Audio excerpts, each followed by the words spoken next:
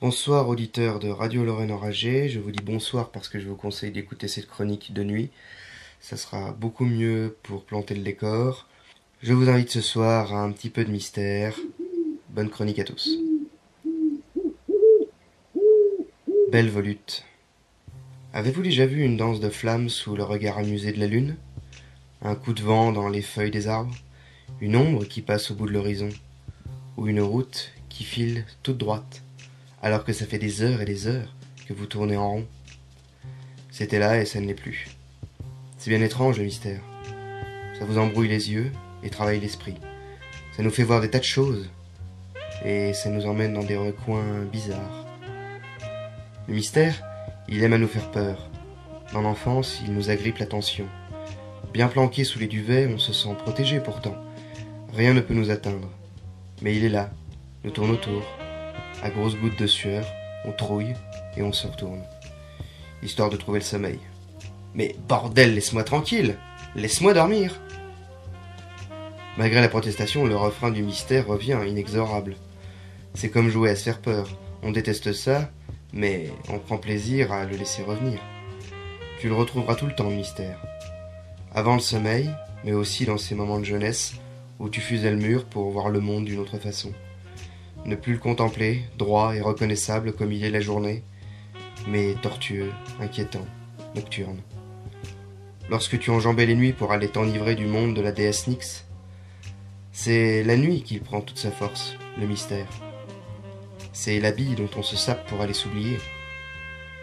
Comme cette fois, sur un vieux rail de chemin de fer. Ce vieux rail près de l'entrée de la bouche d'égout, celle qui passe sous l'usine, dans la zone. Il faut prendre une vieille corde pour y descendre. Là où le béton et l'acier viennent mourir dans la forêt, où les cubes des bureaux se sont laissés envahir par la mousse galopante. Tu y es venu des dizaines de fois avec les copains. On savait tous où il finissait, le chemin de fer. Enfin, on faisait comme si, car personne n'a jamais eu le cran d'aller jusqu'au bout. Alors on se racontait des histoires. Ça doit être le terminus du tueur. Tu peux arriver dans un monde d'extraterrestres, dans un monde avec des hommes qui parlent par l'esprit, ou tout simplement le début des enfers. Dis-toi bien qu'aucun des copains de la bande n'a franchi ce fameux moment où les trous sont tellement nombreux et la forêt si épaisse que tu risques tout simplement d'y rester. Et puis un soir, un peu plus tard dans ta vie, tu reprends le chemin. C'est la pleine lune, bien sûr. Les volutes de ta fumée de cigarette t'ont convaincu. Allez, on y va. Tu crèves de trouille, mais la musique du mystère est trop aguichante. Tu prends la voie. La nuit t'accompagne de ses bruits à elle. Elle craque, grésille. Un fin bruit d'eau s'écoule. Des souffles dans les cimes des arbres. Mais tu sais qu'il y a autre chose qui te regarde. Il y a quelque chose dans les arbres, les cimes. Des bruits d'animaux. Peut-être une chouette, une biche, ou carrément un esprit. Tout ça à la fois. Il est comme ça le mystère. Il plante le meilleur des décors. Celui qui te collera le plus la pétoche. La petite suée de l'indéfini. Tu ne sauras jamais si ce que tu as cru voir était vraiment là. Et pourtant, tu l'as vraiment vu. C'est sûr. Tu continues sur le rail au chemin de fer. Les dernières lueurs de la ville se dissipent, définitivement. On n'y voit vraiment plus rien. Et pas question de prendre une lampe torche qui fonctionne correctement. Non, non, non. Il s'agit pas d'une putain de randonnée quechua.